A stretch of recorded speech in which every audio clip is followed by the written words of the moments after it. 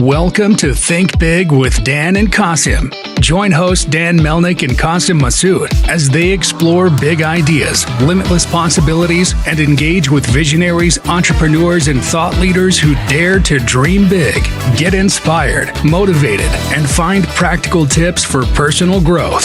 Think big, dream bigger, and ignite your potential.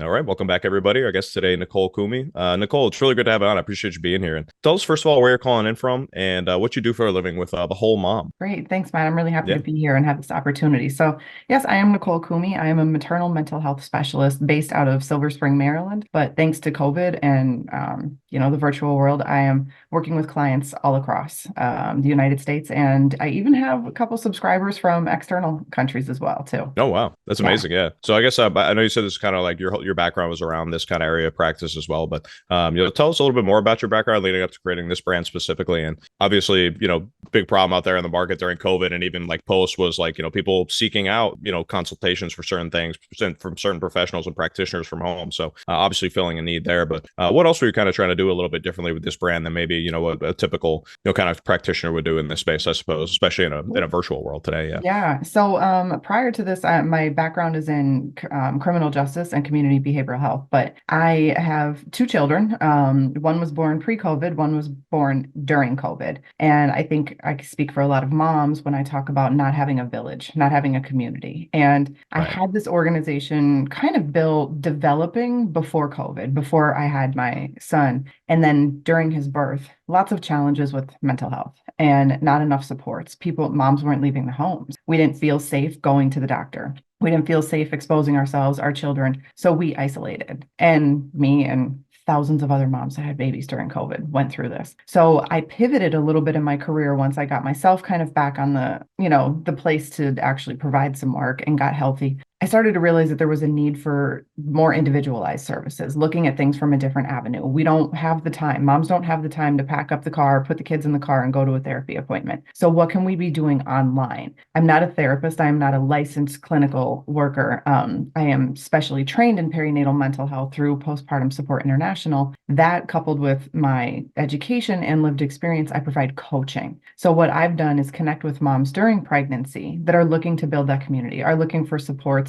are just looking to understand what they're about to get themselves into and then have somewhere to go afterwards. Because I think that for me, COVID really allowed me to pivot and say, this is good, but this would be better. And kind of creating like a subset of a community in a virtual platform where moms could just log in while they're up late nursing, while they're not sleeping, because that happens. And just having a point of reference for them to check in on their mental health, have a provider assessing them, working with them, and letting them communicate with women that they may never have interfaced with that are all kind of going through the same thing around the same time. Yeah, it's amazing. So even further than getting like access to one-on-one individual and specific coaching, is also like, bringing a community of other mothers that are kind of going through similar things through a platform as well, right? So tell us a little bit more, I suppose, about the platform. I mean, what kind of like conversations can you typically expect to, when you do join these communities and things like that? Yeah. Sure. So typically I use it as a filter system. So any of the moms that I work with in a one-on-one capacity, I filter them through The Nest is the virtual platform that we use.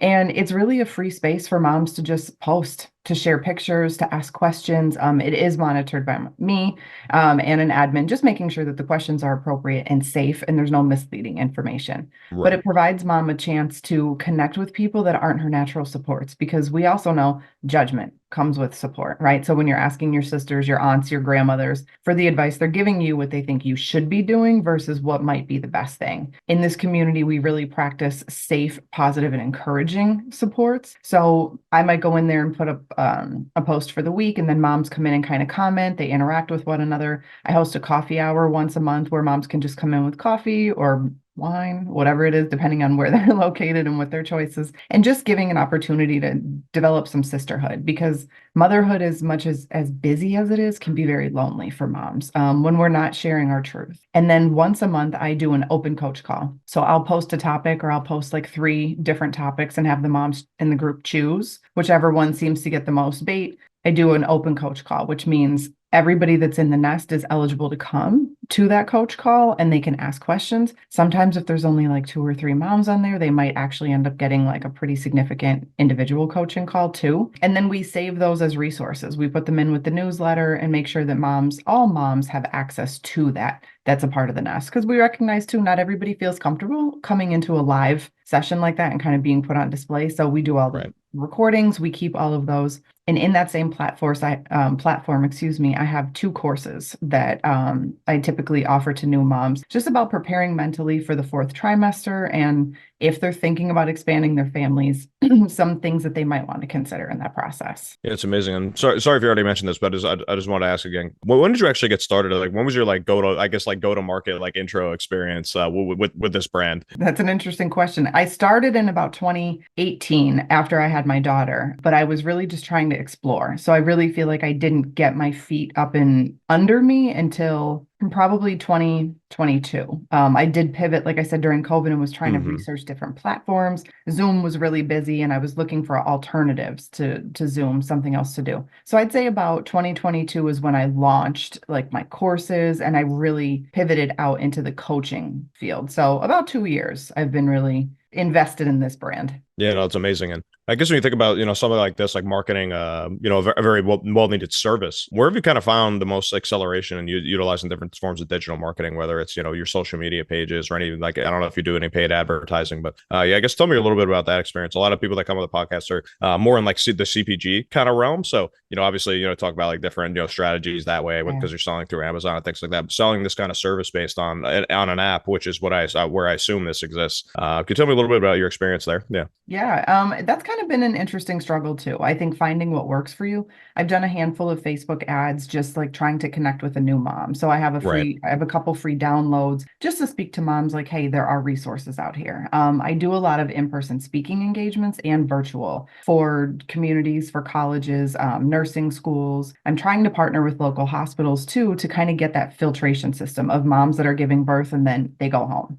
And then there's nothing there for them. Lots of presence on social media, a lot of connection via LinkedIn, because there's so many providers that are always looking for more supports for their clients. So they might see something and share it. Instagram, lots, some ads here and there as far as that goes. But for the most, it's like organic marketing, word of mouth, people having a conversation, situations like this, being a guest on a podcast. I also have my own podcast. Awesome. So sharing a lot there too, bringing people in to talk about their experiences so that they're also promoting that episode and awareness there. So a lot of feet to the ground when it comes to the marketing part. Yeah, that's awesome. And then I guess somebody comes across, and is this like an app? Like, is this on like the App Store and like Google Play and those kinds of platforms? Is that what it is, or is it more web based? It's more web-based. So somebody would have to link up with me in my homepage and either submit a contact form or an application for coaching, and then they have access to that. But my website also hosts where they could purchase the courses, how they could actually subscribe, because the Nest is a monthly subscription. It's a $49.99 a month. Got it. And you get all that access that I had mentioned earlier.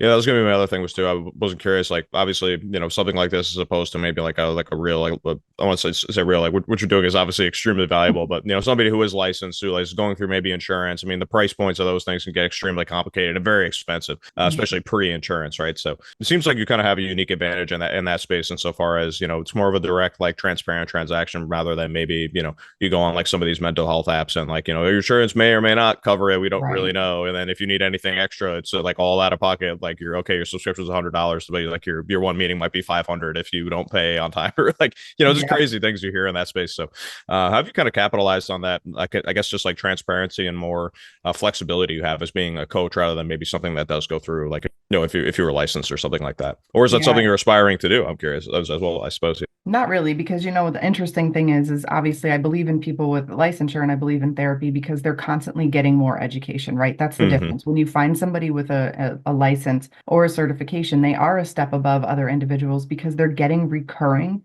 education. You have to keep up that license, which means you have to take courses. You have to be in the know. So you're not getting dated information when you talk to somebody. Right. In the coaching world, it's much different, obviously, because it's not funded by insurance or your HSA, FSA eligibility. So you're kind of in a place where you can create your own price points. And I think coaches struggle with knowing their value because a lot of times we undercut and we don't charge enough because we're in the business of helping, and especially for moms. So what I do is I create alternative systems. I have sliding scales for some of my moms because what I also believe in is equity to services. And we know, especially in the maternal mental health world, Black and brown moms do not have the same access to services. And then when they do get access, they don't have the means. So I want to make it equitable for all moms. So I do it kind of on a basis of looking at where they are, what their financial situation is, socioeconomic status, and their risk. How beneficial could this be? So I create different tiers. Obviously, my one-on-one coaching is the most expensive because it is the most, intimate time that we spend with one another. Right. But I like creating these different channels, such as that group coaching program, which is very inexpensive compared to the other avenues. But a coaching course, which is on demand, it's done on a mom's own time. And that's really just an opportunity for her to absorb the information. I do one-on-one days, which is a full day with certain moms. Obviously, that is the top tier one. That is the most expensive, but that markets to the mom that doesn't have time. Mom might not have time to do 12 coaching sessions. She might not have the time to set aside each week to check in and do all of these things. So I'm always trying to find different avenues to make it make sense. Because to me as a mom, I'll spend $500 if my kids need it, but if it's something I need, I'm much more hesitant. So I've got to appeal to the moms and show them where the value is in this in order to get them to understand how important it is for them. Yeah, that's amazing. Obviously, it's like, that's definitely a labor of love, like, having that flexibility with different types of mothers from different backgrounds. Obviously, you probably have a little bit more, need for like a subsidy maybe than some others. So I know it's not an easy thing to figure out, but I appreciate you doing that because it's obviously a, very much needed service that you're providing. So yeah, it's very interesting. And one question I always love to ask everybody that comes to the podcast, Nicole, which is, if you could go back and, start this business again, essentially right before your launch, right before like, you made your first dollar from the business. If you could give yourself any one piece of advice, what do you think that piece of advice would be? Trust my gut. I think that there's so much comparison out there and there's so many people doing really good things, but they're trying to do it like one another. And I think what really sets at least me apart is my individuality with my approach. I'm not trying to set a coaching package like other coaches do. My niche is very specific. There aren't any other perinatal coaches. That is something that I developed. So learning how to lean into that and trust myself. And I probably would have hired a business coach much sooner in my journey because I was like a fish out of water. I didn't know this. I come from behavioral health, right? I don't own a business. I have no business background, marketing, none of that. So it took me a little while to understand the value. And I think it's really hard, again, for people to spend money without knowing for sure that it's going to be a return on investment. And I did wait a long time to seek assistance. So I think for me, I would have initially made the investment sooner. And then I think I would have started to see some revenue a little earlier. I wouldn't have struggled as much really mentally too. Like, is this what I should be doing? I have kids. Like, should I have a more steady income? So I suggest that if you're in that place where you feel like you really have an idea and you have something big that you really want to capitalize on, hire the professionals. That's what I tell all my clients. I'm like, you can't figure this out on your own. That's why you've hired me. So I have to practice what I preach. Yeah, no, it's fair enough, and it's actually a very, if you could, as you could probably imagine, a very common answer to that question, I guess, especially when the entrepreneurs that come on are parents and mothers that say like exactly what you just said, basically, which is like yes, like you're gonna feel this way, like you're gonna feel like you're on an island, you're gonna feel like should I just go like back to the job that I had, even though this is my passion. And I think that is a great advice for somebody who is feeling like that, but just in general too, there is a lot of professional help that's out there. These kind of like growing online brand space, people are very, very willing to talk and help, and even if it's on a professional like partnership capacity, I think people are more than willing to like come on a podcast like ours, or just have a quick conversation with like other people, especially in this like CPG space where but a lot of people that come on are not necessarily in your case, but I've definitely found it to be the case that people are very open and willing to help in any way that they can, whether it's coming on a podcast or whether it's sending resources or whatever it might be. So I really appreciate your answer to that. And let's just want to give you a quick opportunity, Nicole, just to shout out your website, the best way for people to stay in touch with you, whether it's LinkedIn, your Facebook, your Meta accounts, or any of your social medias. Let everybody know how to stay in touch with you all. Sure. So you can find me on social media. I'm pretty active on Instagram at Nicole_Kumi. LinkedIn, I run my own page, Nicole Kumi. My website is www.thewholemom.com. I have lots of free guides there, resources, and then probably my podcast, which I try to drop weekly. That is on iTunes, and it is called Midnight Mama. And we discuss topics related to all areas of motherhood. And any mom that is out there that listens to this, I just suggest before you get help, do your research. there's a lot of people out there with well intentions, but the impact isn't always the same. And I always just want to encourage people, just make sure you do a little bit of research, get some testimonials, talk to people about their experience so that you're safeguarded in the approaches you're taking. Yeah, I think, and like you said, I mean, your initial answer to that question is just go with your gut. I mean, go with your gut when you say no, and go in your gut when it's ready to say yes as well. So I think that's a really good, I think, follow-up piece to that advice. I appreciate that. And well, Nicole, I just want to say thank you again for coming on. I really appreciate everything that you're doing. Just want to wish you the best of luck and continued success, and I really look forward to staying in touch as well. Great. Thank you so much for having me. I enjoyed this time. Thanks, Matt. Thank you. Thanks, Nicole. Thanks, everybody.